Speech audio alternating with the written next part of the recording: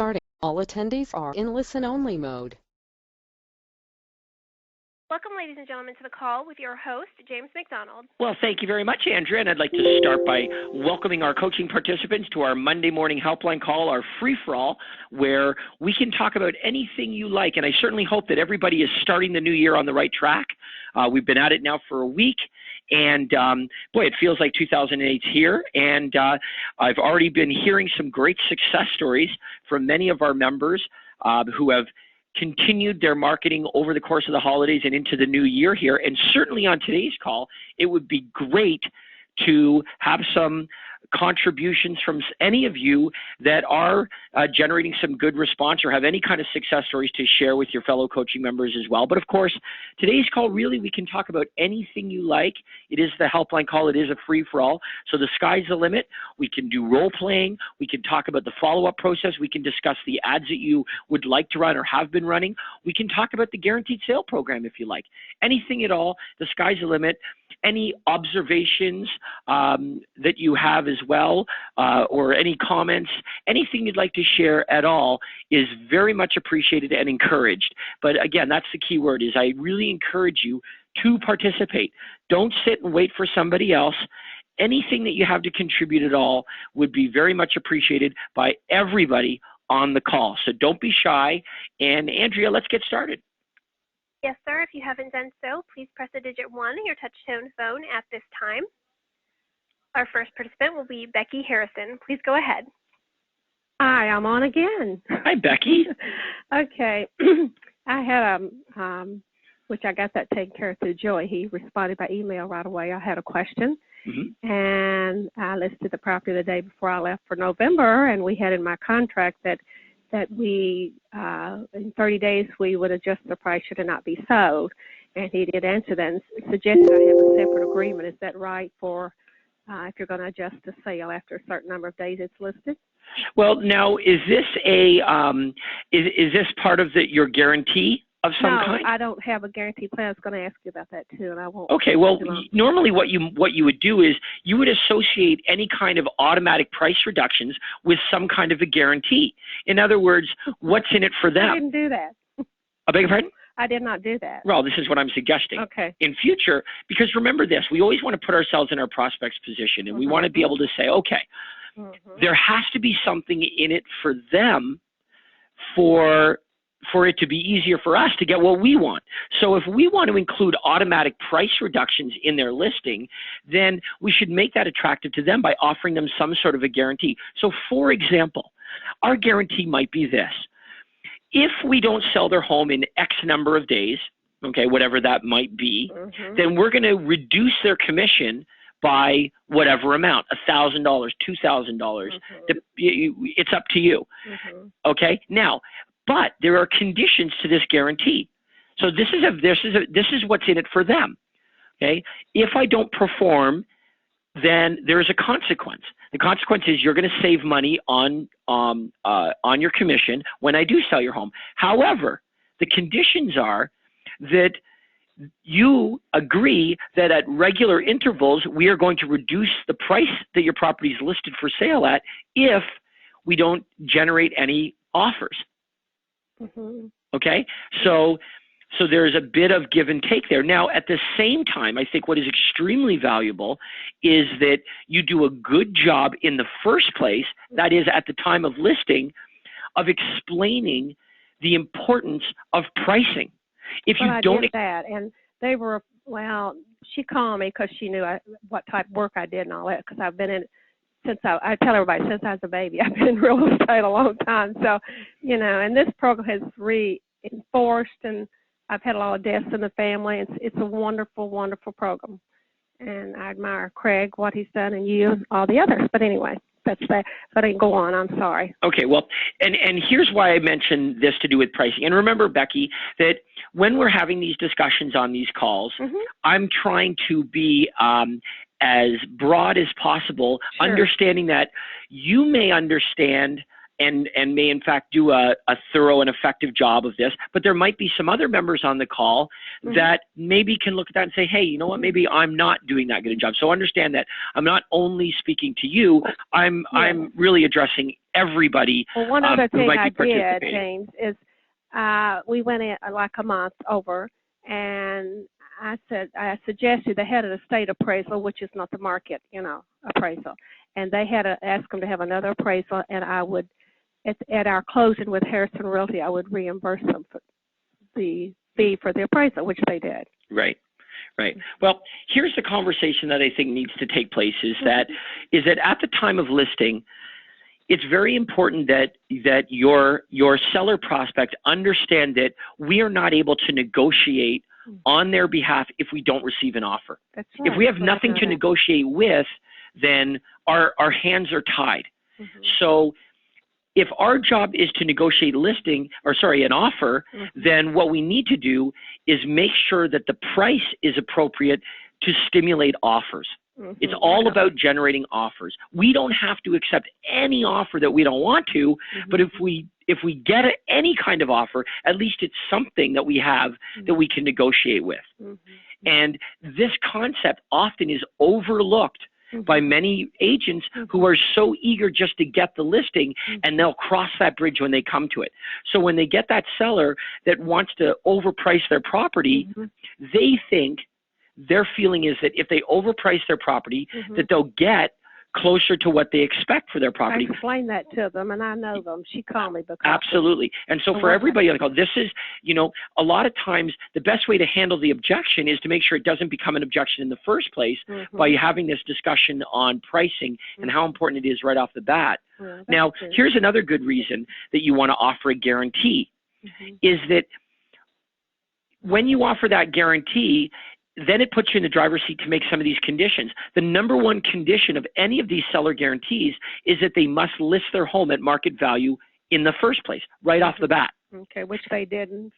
I knew that. I listed the day I left for Phoenix, so I didn't have a lot of time. I had to get something before I left, and they knew it was well, it's just a situation of personal, acquaintance. Right. Well, I'm not even referring to this one particular incident is, I say we don't want to speak in terms of any one particular situation. No. All right. We're doing this to try to sell lots and lots of houses, not one. So we're trying to create systems that are in place for everybody, not for any one unique situation. Sure, I understand that. So anytime we offer a guarantee, attached to that guarantee are conditions. The conditions are there in your favor to ensure that the home gets sold. And of course, the guarantee is there for your prospect. It's what's in it for them. So it's a bit of give and take. Sure. Okay. So, but thank you very much for your input, Becky. Yeah, one other quick question. Sure. On the hotlines and the display classified ads, should we just put one toll-free number with a 4-digit number that they would call on that we want them to call, or can I use two? Would I use two? Why would you use two numbers? I don't understand that. Well, I just use one. I don't know. I just ask you.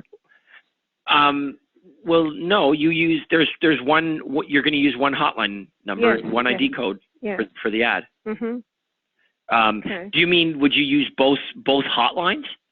Would you use two hotlines? Not two hotlines, but two codes, 4-digit numbers. For the same ad? Use the toll-free number, then you use the 4-digit number. That's correct. Yes, that's how it works. You just use one at each time, right?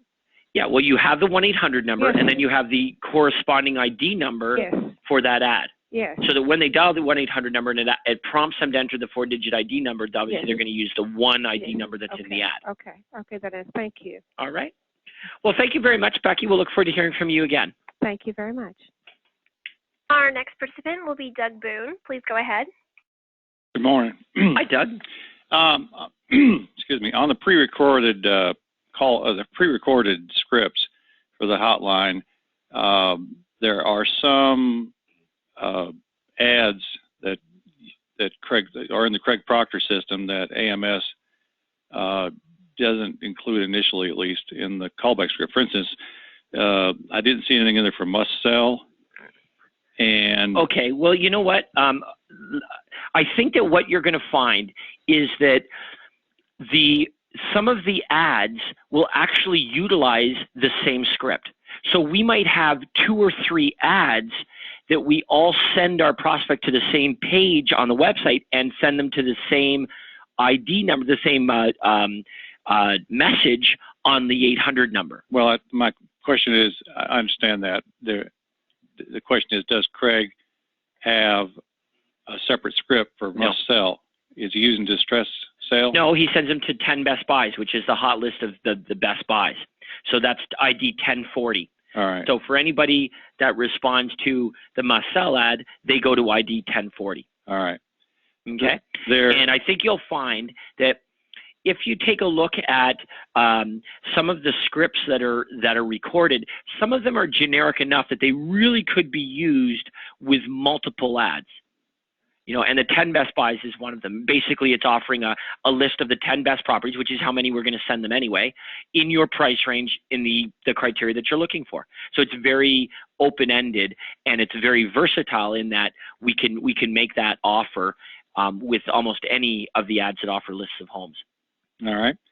The second question is, I ran a combo ad Saturday that actually had a specific property in addition to the unbranded classified. Yep. And the property, I did more than just say 3-bedroom, 2-bath, because the property was very unique. And so I mentioned a couple of unique features. I got 3 responses off that, and then I figured out that I didn't know how to segue from a response to a specific property, or should I try to segue then into the universal callback script? Because they may or may not want that property. Right. Now, do you mean when they called in on the hotline? No, they called in on I had what I did is a combo ad, but I made it look like 2 ads. Excellent. So I got separate calls, and in fact, I sent you a copy of that ad. I got separate calls off the property ad versus calling in on the script. I see. Now, when they called in on the property, what did they hear when they called in? I don't have yet set up the property line hotline, so they were calling my number and were getting me directly. Okay, and your question is, when they get you directly, what are you using? How do I go from starting this conversation about a specific property? How do I comfortably segue them into a conversation using the universal callback script? Okay. Well, is that the right? Am I asking the right question? Yeah, absolutely. But in future, what I'd recommend is that you do use the hotline, because what I think you'll find is, although you did generate some response using your direct line, I think what you'll find is you generate a lot more response if you use a non-threatening way for them to get. Well, I was trying to do that. I'm going to have to talk to them over the phone. Well, you know what? You can set it up with the hotline that you have.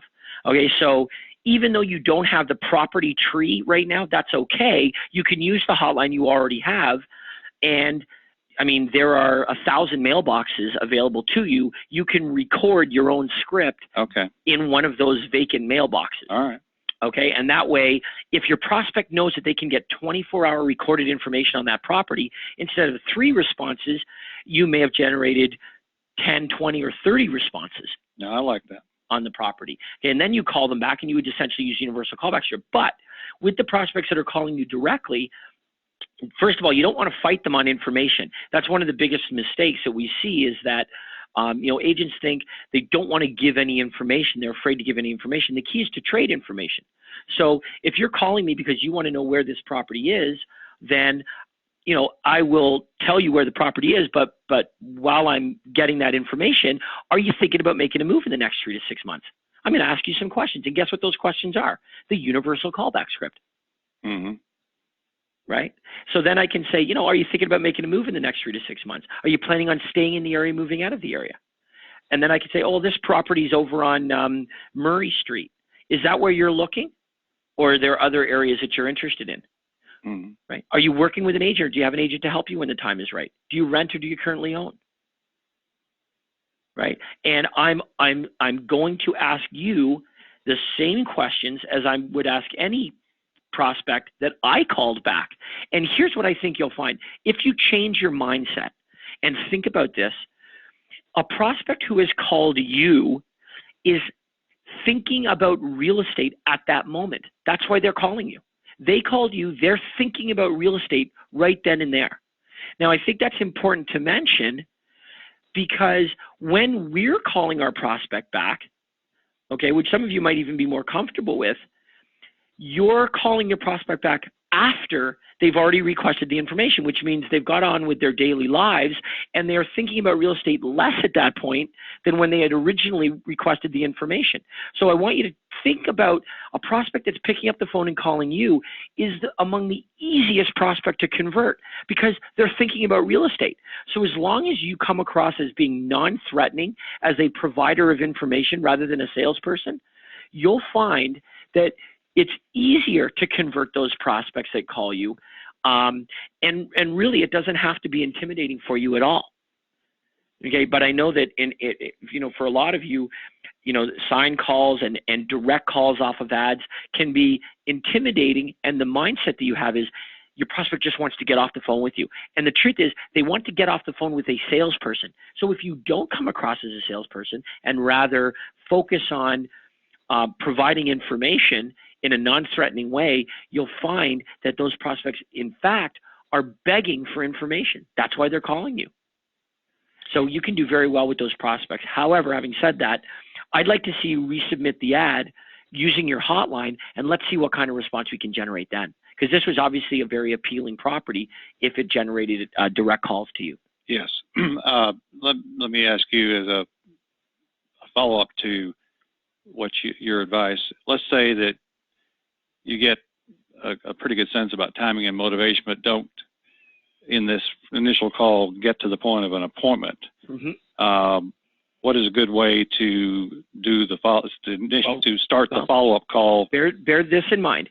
Every phone call we make, our goal is to determine timing and motivation. So if we've determined timing and motivation and it's appropriate to book an appointment, then we will make our best offer to try to book an appointment. However, if for whatever reason we're not successful in doing that, then we'll go to our fallback position, which is to follow up with them at an appropriate time. And what we want to do is we want to determine half the time that they indicate that they're planning on doing something. So instead what we would do is we would then say, okay, well, Doug, would you like me to, in the meantime, send you my monthly newsletter to keep you in touch with what's happening in the marketplace? And I think you'll also find it's full of helpful tips. It's absolutely free, and I'd be more than happy to send that every month. Would you like that?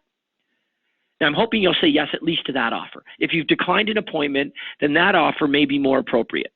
So if you say yes to that offer, then the next part of that offer is to say, and Doug, when would be a good time for me to follow up with you and see if you have any questions or need any help? I would take that answer and I would cut it in half. And that's when I would follow up with you. Mm-hmm. Okay? And when I followed up, I would use the universal callback script. Only I would reiterate what information you already told me.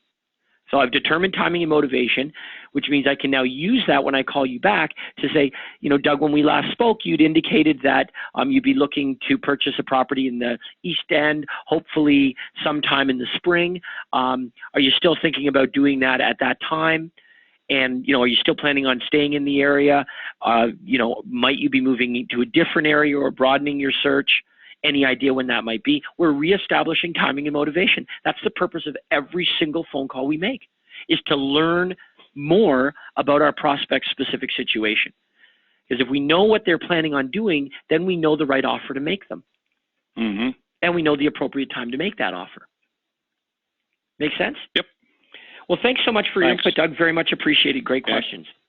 Our next participant is Ulysses Cooper. Please go ahead. Hey, how you doing, James? Hey, Coop, how are you? Doing great. What I wanted to say is I just wanted to let you know that what you told me to do with the distressed property, the Washington Post, has been working out well, very well.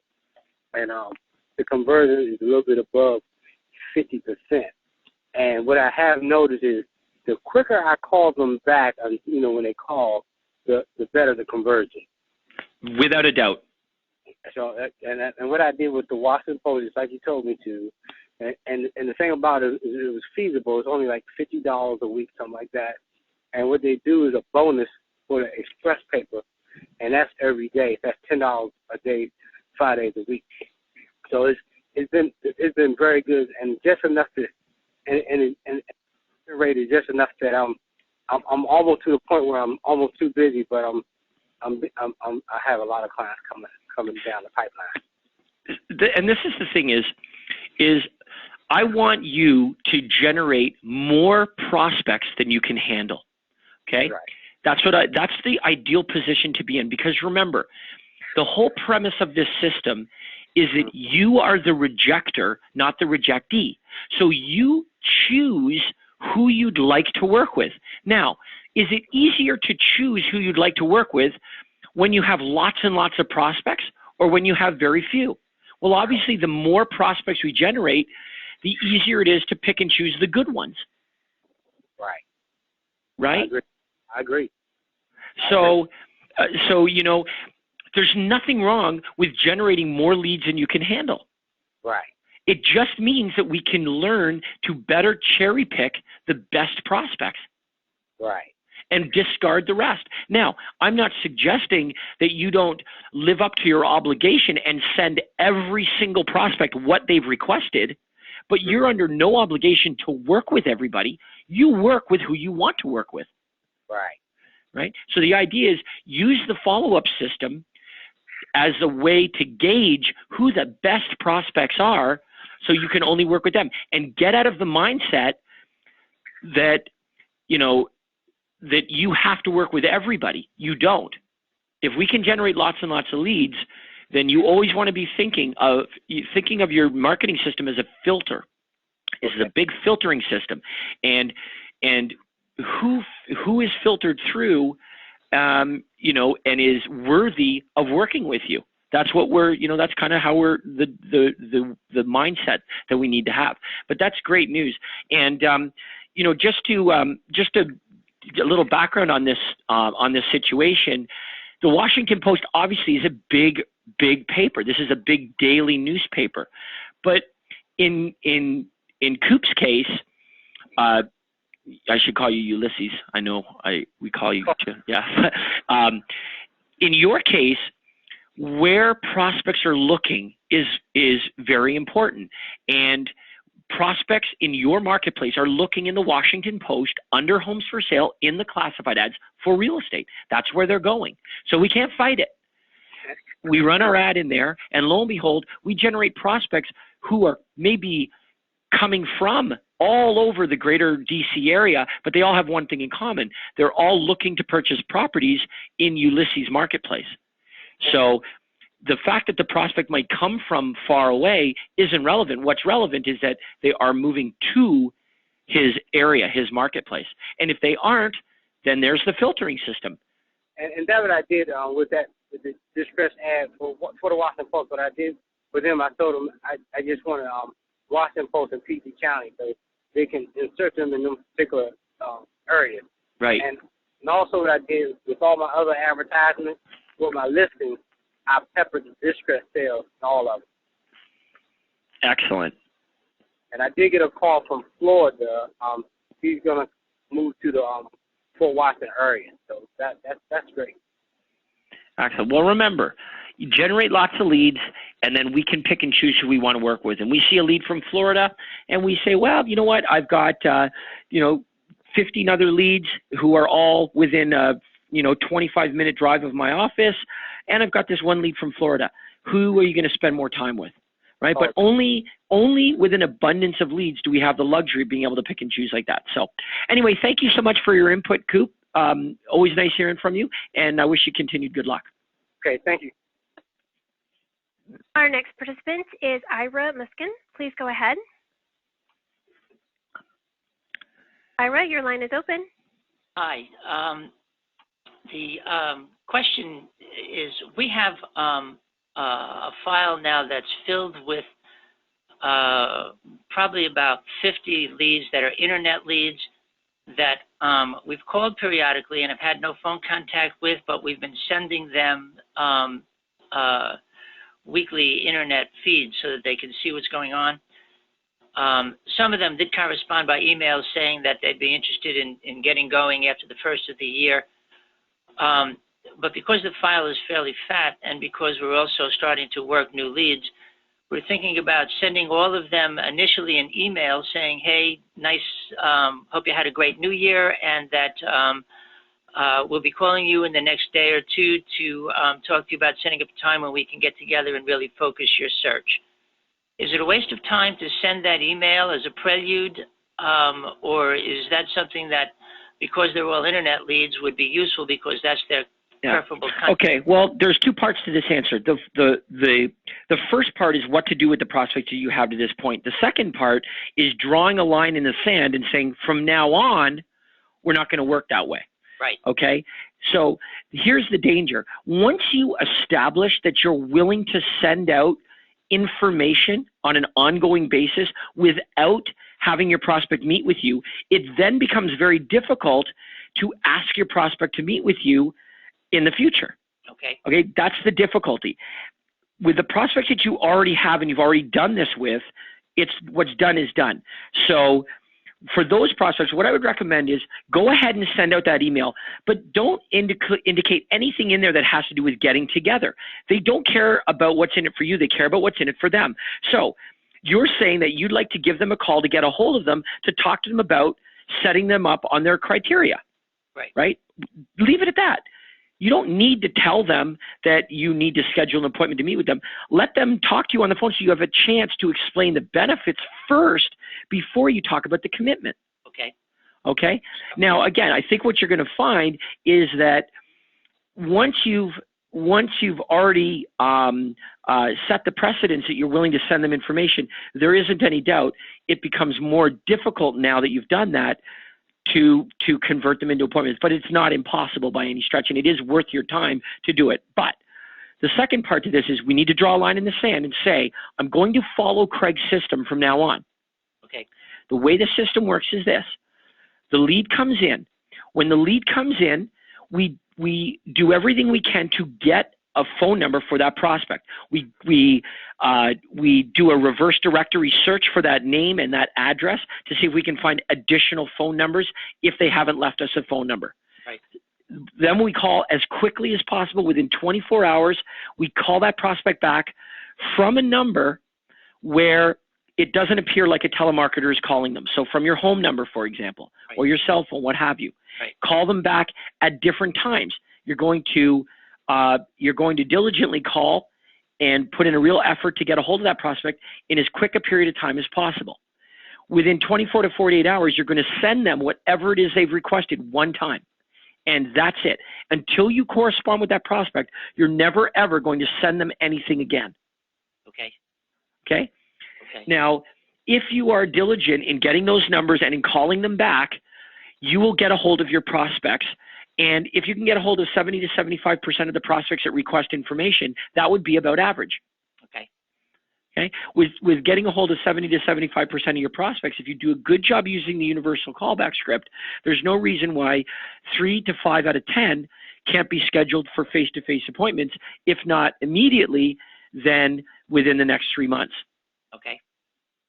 Okay, that's the line in the sand that you have to draw. Do not send information to anybody that you have not spoken with. Okay, other than the initial request that they've made. Okay. Okay. Okay? Great. Well, thanks so much for your questions, Ira. Thank you. Our next participant will be Susan Thompson. Please go ahead. Morning, James. How are you? Good. How are you, Susan? Thank you. I just have a question. We have more leads than we can handle, which is great. I mean, we're so excited. And we've been able to get in touch with some, and we've actually had some come in and sign buyer's agreements, so that's really cool. But my question is, what happens when we get someone in here and they won't sign a buyer's agreement with them? Do we still work with them?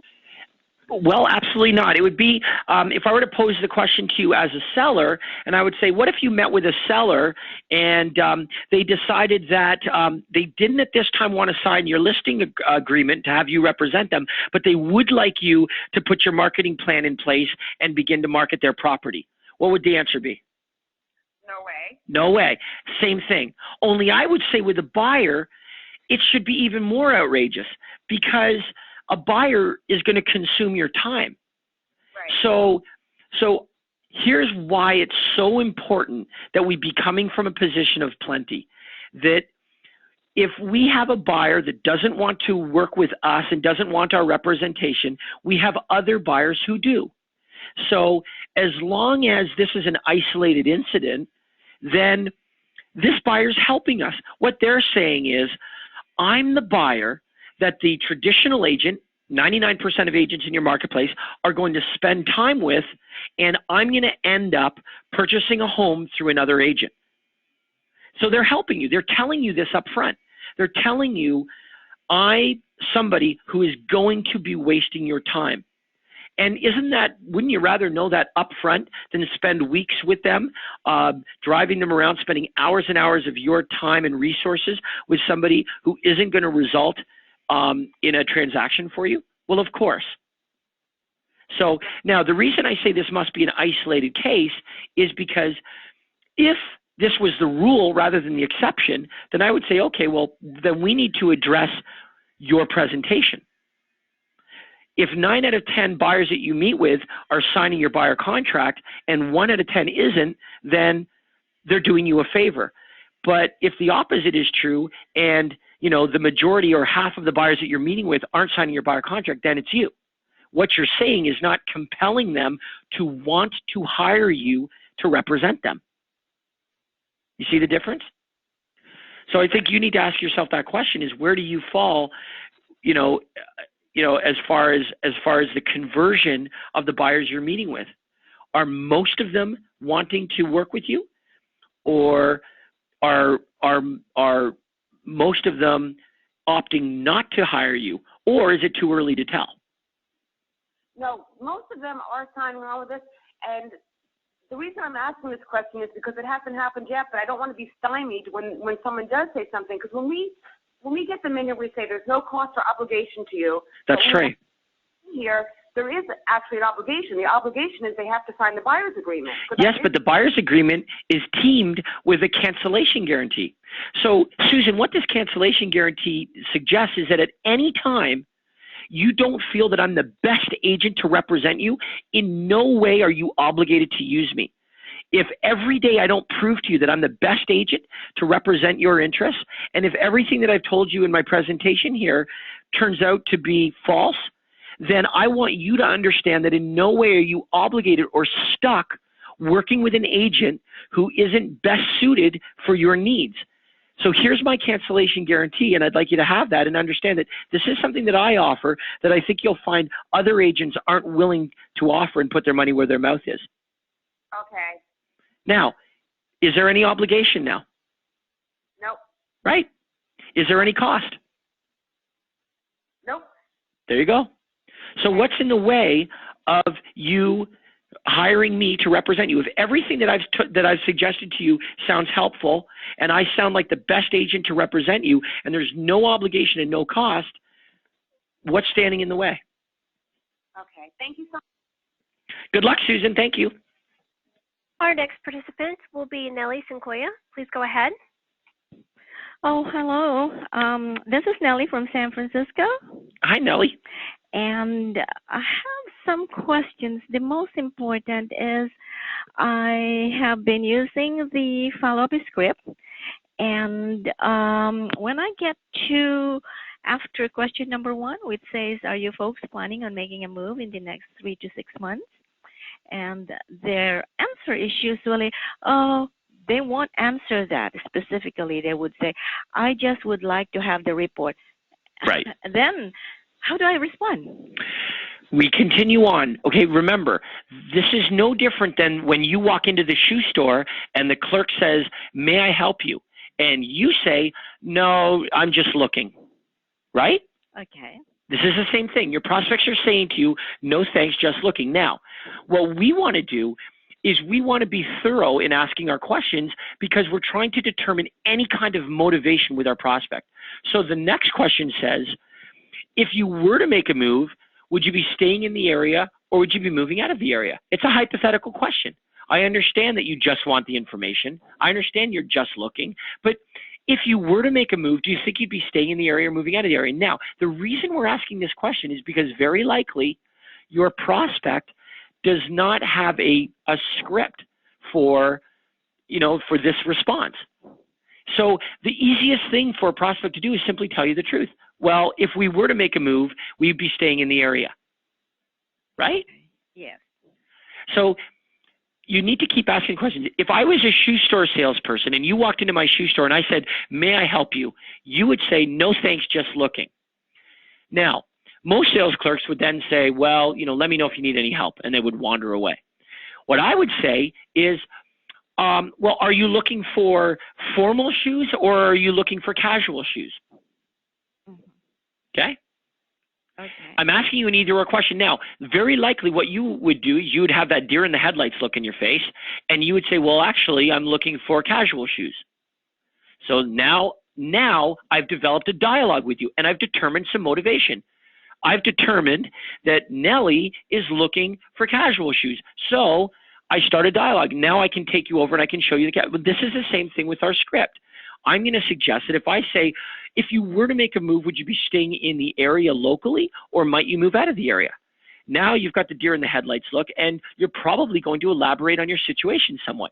And I'm going to follow that up with another question. Any idea when that might be? Do you have an agent to help you when the time is right? Do you currently rent or do you own your own home? All these questions are designed to begin a dialogue with our prospect. Okay. So what I'm getting from you is that the first question which says, are you folks planning on making a move in the area within 3 to 6 months? You don't care about what the answer, yes or no. Or I already know what the answer is going to be, right? We already know. You can assume the answer is going to be no thanks, just looking. Uh-huh. Right? That's what you... We know that.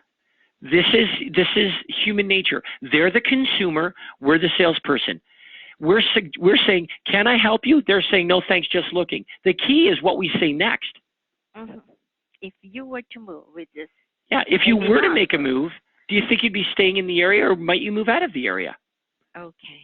Any idea when that might be? What we're trying to do is we're trying to open a dialogue and get our prospect away from their script. Make no mistake, this is a script that your prospect has. The script is, no thanks, just looking. But when we ask a hypothetical situation, a hypothetical question, if you were to make a move, do you think you'd be staying locally in the area or might you move out of the area? There's no script for that. The easiest thing for someone to do is to simply answer the question. Well, if we were to move, we would probably be staying in the area. And guess what? We already know that. You know why? Because they requested a list of homes on the west side of town. But we're not asking the question because we don't know the answer. We're asking the question because we want our prospect to elaborate on their situation and open up a dialogue with us. All right. That's why we're doing this. And let me also suggest this. Why did your prospect call or respond to your ad in the first place?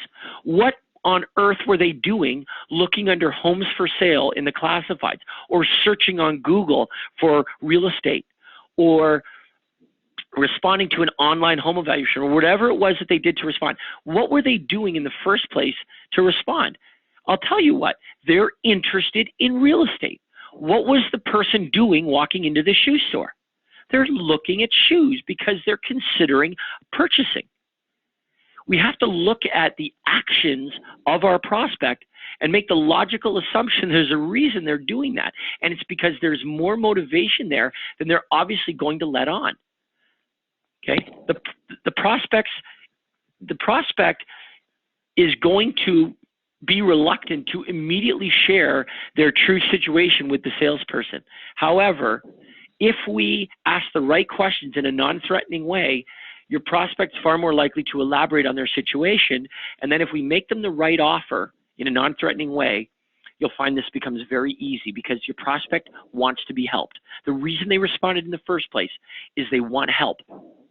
Okay? Asking for a list of homes is because they want help in finding a home. Requesting a report to do with home inspection is because they want help. The reason they're responding, the reason they're looking in the first place is for help. That's precisely what we're offering. Okay? And if we can do it in a way that doesn't scare away our prospect, you'll do fantastically well with this. I hope that makes sense to you, Nellie. Oh, it really does, because you dissected the very essence of this script, and my mind is kind of like refocused in another path, which is actually the probing of this script. Excellent. Well, I do love to dissect. Yes, I come from that background. Anyway, I have another question. We do have a seller, a prospect.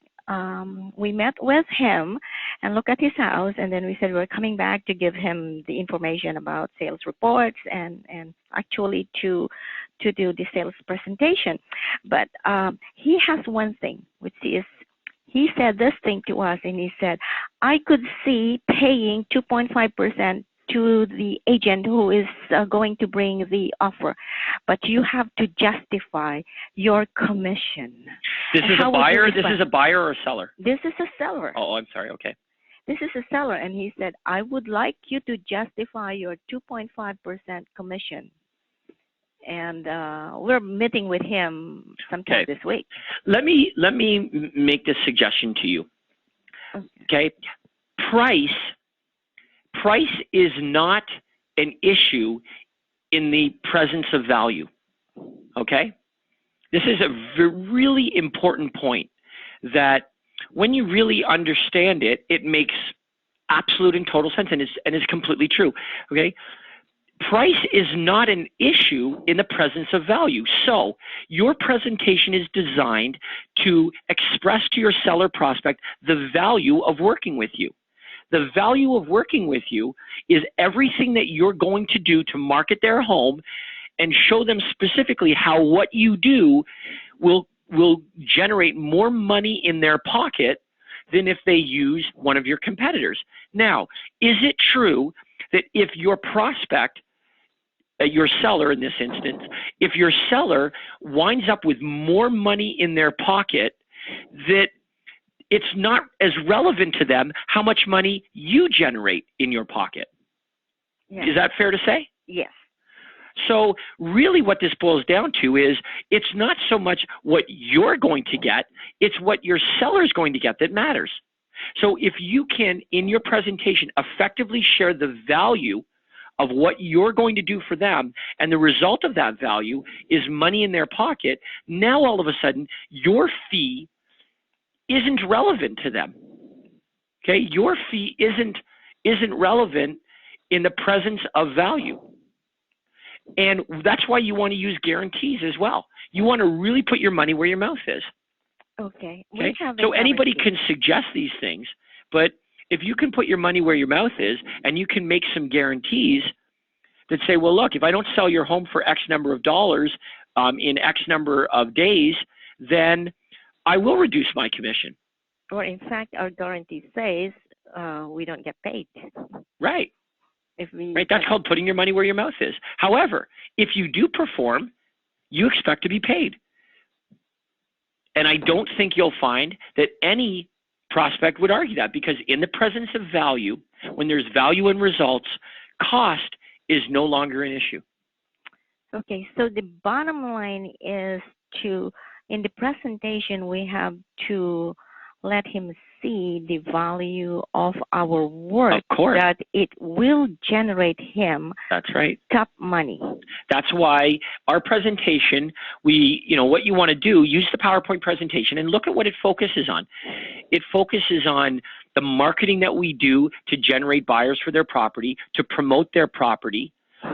It focuses on our guarantees, our USPs, and most importantly, it focuses on statistical information. It's very important that you use statistics effectively in your presentation to show your prospect the results. Here's the average list to sales price ratio. Here's mine or my company's list to sales price ratio. Here's my average days on market. Here's the real estate board average. Use these statistics. The statistics that obviously are favorable to show the results of the marketing that you're doing. And if you can do that and put it all together effectively, then your prospect can see that the result is going to be thousands of dollars more in their pocket than the real estate board average. If they're going to get thousands of dollars more in their pocket, I promise you they don't mind paying for it. It would be like this. Let me give you an example that would really be, I guess, accurate for all of us on the call. Let's say that you had an ad that you were running, and every week that you ran this ad, you generated X number of responses, and you sold one house every single week from the prospects that you generated from this ad, okay?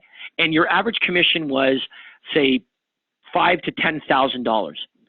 Okay, and this was like clockwork. Week in and week out, you ran the ad, you generated the response. One of those prospects wound up converting to a closed transaction every week. Now, all of a sudden, the newspaper says, we're doubling the price of the ad. It's going to go from $25 to $50. Would you pay the $50 for the ad? Of course. You want to know why you would? Because cost is not an issue in the presence of value. And the value of the ad has already been proven. So with the value of the ad already been proven, cost isn't an issue. They couldn't charge you enough money for you to say no to running the ad anymore. Okay? Yeah. This is what we're trying to create in our listing presentation, and with both of our presentations really, is that you're only worth the money that you're going to be paid because of the value that you're providing to your client. Okay? We better move on, Nellie, but I do appreciate your input on the call. Your questions were fantastic. Oh, thank you very much for your answers. Okay, Andrea, who's next? Our next participant is Wendy Shaw. Please go ahead. Okay. Hello. Hi, Wendy. I just ran an editorial ad for Zero Down, and I got 41 responses. Wow, that's excellent. It is, isn't it? Of which 10 of them seem to be really good. Okay. Now, I heard Craig speak once about this, but I've forgotten. Do I put them in touch, or my mortgage broker in touch with them first to find out if they're any use at all? Or, I mean, I send them in a letter. Here's what I would suggest. I would suggest you call back all of your prospects using the universal callback script if you haven't already. Yeah, no, okay.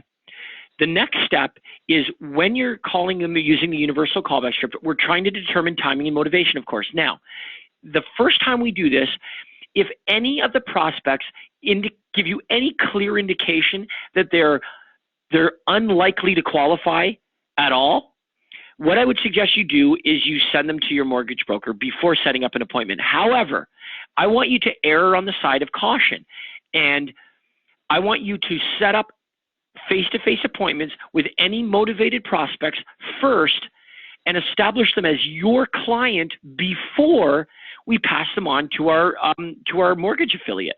Yeah, that was worrying me. Okay. Okay?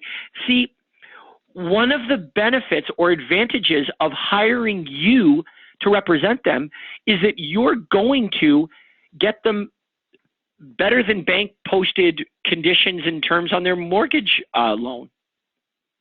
Okay, so that's one of the reasons they're going to hire you. So when you're giving them your presentation, then as part of that presentation, you're going to explain, how important it is that they are qualified and they get in touch with your mortgage affiliate, and the advantages of you using your mortgage affiliate versus walking in off the street without your representation. That's one of the advantages of hiring you. Okay. Now we're going to base our system on the rule rather than the exception. So if you find that the majority of these prospects that you're meeting with don't wind up qualifying for any kind of home loan, then obviously we're going to start to change the way that we're going about this. However, I don't think you're going to find that. I think you're going to find that although some of the prospects may not qualify for zero down home loans, they still qualify for home loans, which means they're a buyer that you can go out and sell a house to. Okay, right. Right? But you know what? Be diverse in your lead generation. Don't only attract zero down buyers. Next time you run an editorial ad, run a seller editorial ad. Run a move up buyer editorial ad. Let's have lots of different kinds of buyers and sellers, prospects, filling our pipeline. Yeah. Last time, and then I thought would try for buyers. Excellent. Well, thank you so much for your input, Wendy, and that's a tremendous response. And I'd certainly like it if you could email in a copy of the ad that you ran in the paper so that we could take a look at it on the ad clinic call on Friday. Okay. If I can do you mean you want to see the whole page? Yes. Well, as much as will fit on an 8.5 by 11. Okay. So photocopy it and then scan it and then email it over. Okay. That would be fantastic. We would very much appreciate that. Our mortgage broker, I think, would it not be preferable to ask them, would it be okay if our mortgage broker gave them a call? I don't trust people to make calls. Well, no, you don't want to do that. I think what you want to do, again, is establish this. Let's establish these prospects as our clients first by getting them signed to our buyer contract. Once they're signed to our buyer contract, then we can turn them over to our mortgage affiliate. Okay. Okay? Unless they give you some obvious reason on the phone up front, clearly indicating that they're going to be, a problem. If they, unless they do that, then I just think, it makes sense that we establish them first before, determining that we want somebody else to follow up and convert them for us. I just don't think you're going to find it's the best way to do it. Okay. All right. Thank you. Thank you so much. Okay, let's take one last question, Andrea. Yes, sir. Our final question comes from Jeffrey Stevens. Please go ahead. Hi, James. A question kind of along the same lines. I'm getting a lot of people who are buyers who are saying when they put in their information into my Google, that they're saying that they want homes up to $100,000 or up to $200,000, and I'm here in Southern California where in my area there's probably condos starting in the 3s or 4s right. usually. So when I call them back, if I get them, to say yes, they want to meet with me, what do I do knowing that the range they're in is so low? How should I approach that? Okay, well, first of all, nowhere does it say that you have to work with every prospect that you generate. Right. Remember, we pick and choose who we want to work with. Right. If somebody requested a list of birdhouses, you're not obligated to sell them a birdhouse. It's, we pick and choose the prospects that are viable to us. So my suggestion is that if we're generating leads for prospects that are looking in an unrealistically low price range, I would rather go on to the prospects that are looking in a more feasible price range. Would you send them a list in the meantime? There is no list. How can you send them a list of properties that don't exist? Well, just a higher price list of what is reality. No. No? It's not what they requested. Just ignore it? Absolutely. It's not what – I cannot send you what is not available. Mm-hmm. It's really that simple. And remember, we're doing this to generate worthy prospects because right. we have to have the mindset that we are the rejectors, that we are picking and choosing who we want to work with. This is a completely different mindset than the traditional real estate agent has had for however many decades. So if a prospect responds to our ad and they're requesting something that doesn't exist, we can't feel any kind of obligation to help somebody, who in no way we can help. Okay. I was thinking in some cases maybe they're just shooting for something really low. Maybe they can afford more. Well, if you found that, again, we want to base this on the rule rather than the exception. So it doesn't take many for you to follow up with and call back to find out whether that's true or not. Right. Maybe you call back 10 and you find out that of those 10, 1 in 10 maybe has the inclination to buy something a bit more. But I think what you're going to find is the ends doesn't justify the means. Yeah. I don't want to sift through 10, 50 prospects to find one. That sounds a little like cold calling to me. Yeah. I want the marketing system to do what it's designed to do, which is leverage. It's designed to help me not have to spend my time to figure out who's junk and who isn't. Right. Right.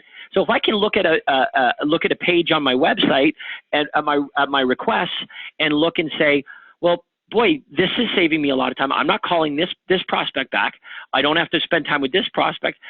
The website is done the work for you. It's already determined the worthiness of a prospect. That way, if I generated 20 leads and 5 of them are looking for properties that are 350 and above, those are the 4 I'm calling back. Right. And maybe what I do instead is I adjust my ad so that it's more attractive to prospects in the 350 and above, and it is less attractive and deters prospects looking below that price point. Yeah, when I do actual ads, I've been doing that, but I wasn't sure how to actually do it on my Google ads. I don't know. I have to talk to the Success Web people. I guess. Yeah, you can do that. I mean, it's no different than any other ad. You can absolutely, you know, change the verbiage in the ads just as you would in a classified ad or any other.